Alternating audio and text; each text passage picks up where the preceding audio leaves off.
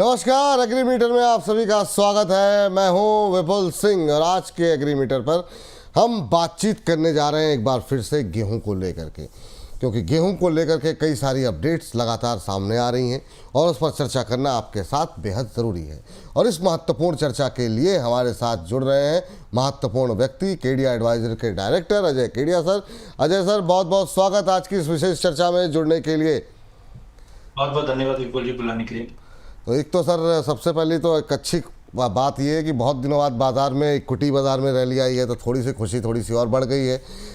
इधर हम देख रहे हैं गेहूं की बात करने के लिए आपको बुलाया है। गेहूं के अंदर तो लगातार तेज़ी देखने को मिल ही रही है। बीते एक महीने में करीब 3% की रैली आ गई है। और आप इस वजह से इस तेज़ी के पीछे क्या वजह देख रहे हैं, क्योंकि भाव जो है वो 3,000 रुपये पर क्विंटल के स्तर को भी क्या आने वाले समय में छूता हुआ दिखाई दे रहा है आपको?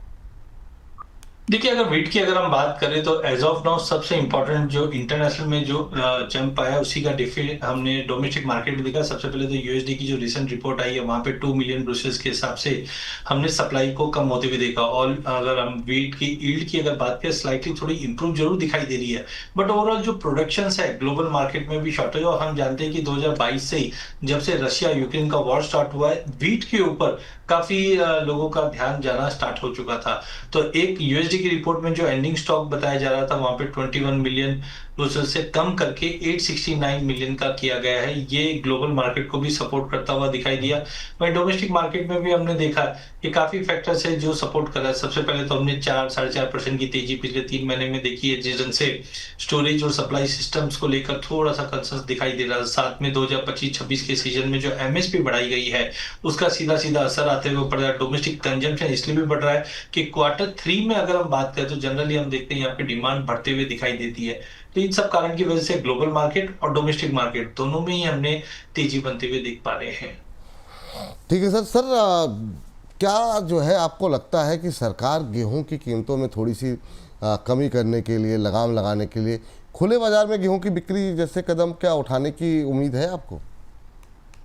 देखिए, बिल्कुल अगर हम पिछले महीने की अगर इन्फ्लेशन नंबर की भी अगर हम बात करें तो कहीं ना कहीं गवर्नमेंट ने मेक श्योर किया कि फूड इन्फ्लेशन जो है वो हमारा कंट्रोल में रहना चाहिए। ये अभी के भी जो नंबर्स आए हैं वो काफी ज्यादा कंट्रोल रहा है।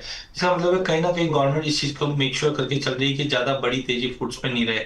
हाँ, ओपन मार्केट में इतना भी ज्यादा बिकवाली नहीं रहेगी कि फार्मर्स के लिए भी बहुत ज्यादा दुखदायक रहे। तो I think government time to time इस चीज को मेक श्योर कर रही है कि मार्केट में सप्लाई पर्याप्त रहे। इसकी वजह से हमने 2 सालों में देखा है कि जो एक्सपोर्ट्स पे हम देख रहे थे कि अच्छे से जंप आ रहा था, बट जैसे ही ग्लोबल मार्केट के सेंटीमेंट को समझा गवर्नमेंट ने उस चीज पे टाइटनिंग करना स्टार्ट कर दिया। तो सप्लाई ठीक है हमारे पास, ऐसा भी नहीं है कि बहुत ज्यादा शॉर्टेज में है, आराम से हम साल निकाल सकते हैं इस वक्त। और इस बार जो मानसून भी है वो काफी अच्छा रहा है, जिसके चलते जो सोइंग होनी है अगले साल के लिए भी वो भी काफी अच्छी रहने की उम्मीद है। तो I think government time to time step कर रही है, चाहे ओपन मार्केट में बिकवाली करते हुए या स्टॉक को रीचेक करते हुए या इंटरनेशनल मार्केट में कहीं से अगर इंपोर्ट बनता है उसको देखते हुए।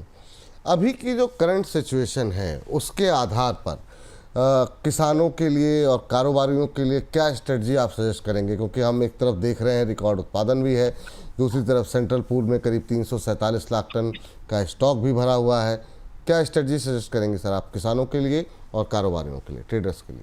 नहीं, बिल्कुल बिल्कुल आपने जो प्रोडक्शन की अगर बात करें तो थर्ड जो एडवांस एस्टिमेट आए थे 2024-25 के, वहां पे हमने देखा था कि 3.72% से बढ़कर करीबन 1175.07 लाख मेट्रिक टन है, जो काफी सफिशिएंट हमारे पास माल है। लेकिन जिस ढंग से ग्लोबल मार्केट में जो अनसर्टेनिटी बनी हुई है अभी भी, चाहे टैरिफ को लेकर, चाहे हम ब्लैक सी एरिया का जो सबसे बड़ा सप्लायर है उसको लेकर, या यूएसडी की रिपोर्ट को देखकर, तो मुझे लगता है कि गवर्नमेंट भी बिल्कुल एकदम टाइट पोजीशंस मेंटेन करके चल रही है। तो मुझे लगता है प्राइजेस में देखिए अभी तक हमने 4.5% की तेजी जरूर देखी है, बट ये तेजी कितनी कारगर है, कितना होल्ड करेंगी, ये इंपॉर्टेंट है। तो थोड़ा टाइम टू टाइम मुझे लगता है कि गवर्नमेंट एक्शन की वजह से भाव में एक स्टेबिलिटी कंटिन्यू मेंटेन रहेगी। जो ऑलरेडी हमने तेजी देखी है इस लेवल पे प्राइजेस थोड़ा सा सस्टेनेबल नहीं लग रहे, लेकिन ऐसा भी नहीं है कि कोई बहुत बड़ा हम फॉल बैक आते हुए देखेंगे। तो अगला सामने डिमांड भी है और उसी के चलते भाव अगर हम देखें तो 2950 3 के ऊपर नहीं लग रहे, बट 2950 तक का मैक्सिमम लेवल ऊपर जा सकता है। 2750 का बेस रहेगा, ये दायरे में ही अब मार्केट यहाँ से ट्रेड करेंगे। ठीक सर। अच्छा सर, अब ये बताइए कि अगर हम पूरे साल की बात करें तो साल के अंत तक गेहूं की प्राइसेस को लेकर के अभी क्या आउटलुक देख रहे हैं? क्या यहाँ से और तेज़ी संभव है या थोड़ा डाउन साइड आता हुआ दिखाई दे रहा है आपको?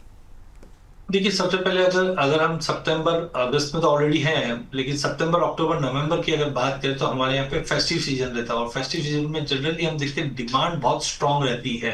तो डोमेस्टिक डिमांड कंटिन्यू रहेगी, ये भाव को कंटिन्यू सपोर्ट करता हुआ दिखाई देगी। बट ध्यान रखिए, अक्टूबर में जाकर आपको एक चीज क्लियर रहेगी कि इस बार स्विंग कितनी होनी है, और उम्मीद है कि अगर एमएसपी अच्छी बढ़ी हुई है तो स्विंग का एरिया रकबा भी बढ़ता हुआ दिखाई देगा। तो I think September October mid तक तो हम भाव को तेजी में देखेंगे, लेकिन जैसे हम नवंबर दिसंबर में जाएंगे तो स्विंग किस तरफ से बढ़ रही है वो इंपॉर्टेंट रहेगा, और वेदर पैटर्न अच्छा रहेगा। क्योंकि अभी अगर हमने रिसेंटली जो मानसून की अपडेट आते हुए देखे तो पहले 15 दिन का जो मानसून है वो थोड़ा डेफिसिट रहा है, लेकिन ओवरऑल उस चीज को हम नॉर्मल में देखेंगे।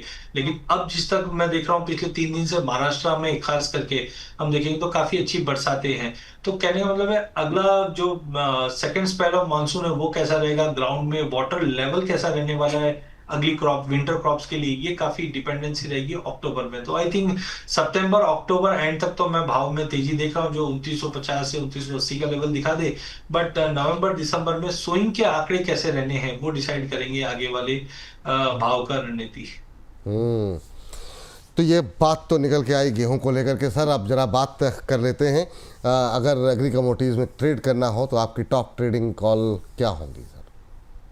देखिए विपुल जी, पूरे एग्री पैक के अंदर 2-3 दिनों से एक डर सा माहौल बना हुआ था कि टैरिफ को लेकर कैसा मार्केट मूव करेगा। बिकॉज डोनाल्ड ट्रंप, हम जानते हैं कि एग्री और डेयरी पे ही फोकस कर रहा था इंडिया के लिए, लेकिन सबकी बैठक थी रशिया यूक्रेन की, जो टेंशन है वो यूएस मिटा पाता है कि नहीं। हालांकि आज यूक्रेन और यूएस की बैठक है, उससे क्लियरिटी ज्यादा मिलेगी। इसके लिए अनसर्टेनिटी बना था, बट इस अनसर्टेनिटी में 3 एग्री कमोडिटी ऐसी है जो मुझे काफी अच्छी लग रही है। पहला है कैस्टर।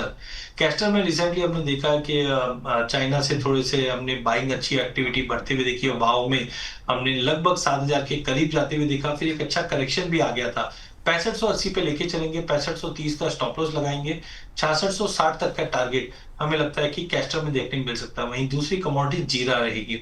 जीरे में इस वक्त अगर हम देखें तो प्राइस में एक स्टेबिलिटी आई भी है, ना 19,000 के ज्यादा ऊपर सस्टेन कर पा रहा है, ना नीचे जा पा रहा है। हालांकि स्टॉक लेवल हमारे पास काफी अच्छा है, जिसकी वजह से कोई बड़े फायर वर्क नहीं है। पिछले कुछ महीनों में हमने देखा चाइना से भी कोई एग्रेसिव बाइंग नहीं थी, but looking to festive season, जैसे अभी ये फेस्टिव सीजन स्टार्ट है, अभी शनिवार को हमने जन्माष्टमी सेलिब्रेट की, और इतनी पिक्युलरिटी हमारी सेलिब्रेशन के जन्माष्टमी में विपुल जी, आपने बिल्कुल खाया होगा पंजीरी, जो धनिया से हाँ बनती है, बिल्कुल तो बिल्कुल। एक तरह का डिमांड क्रिएट कर देती है। तो जीरे में मुझे लगता है एक डिमांड थोड़ा फेस्टिव का रहेगा, जहां पे 18,900 पे लीजिए, 18,600 का स्टॉप लॉस लगाइए, 19,400 का टारगेट रहेगा। लास्ट रहेगा गवार। गवार वैसे देखा जाए तो काफी सुस्त कमोडिटी रही है पूरे एग्री में पिछले 1-1.5 साल से, बट एक बेस क्रिएट हो चुका है। तो मुझे लगता है 5200 में लीजिए, 5150 का स्टॉप लॉस लगाइए, 5280 का टारगेट रहेगा। ठीक सर। सर बहुत बहुत शुक्रिया, बहुत बहुत धन्यवाद आज की इस चर्चा में जुड़ने के लिए और बताने के लिए क्या रणनीति होती है। कोई डिस्क्लोजर सर? हाँ बिल्कुल, आज हमने एनसीडीएक्स के कैस्टर, जीरा और गवार में बात की है। मेरी पर्सनल कोई पोजीशन नहीं है डेरिवेटिव्स में, बट मेरे क्लाइंटों की हो सकती है। सेकेंडली, कमोडिटी में जब आप निवेश करते हैं तो जोखिम तो फाइनेंशियली रहता ही है। इसके लिए आप अपने फाइनेंशियल एडवाइजर की सलाह लेकर ही इसमें निवेश करें। बहुत बहुत शुक्रिया सर, बहुत बहुत धन्यवाद आज की इस चर्चा का हिस्सा बनने के लिए। चलिए फिलहाल कार्यक्रम को यहीं पर समाप्त करते हैं। आप बने रहिए लगातार बोनस के साथ। नमस्कार।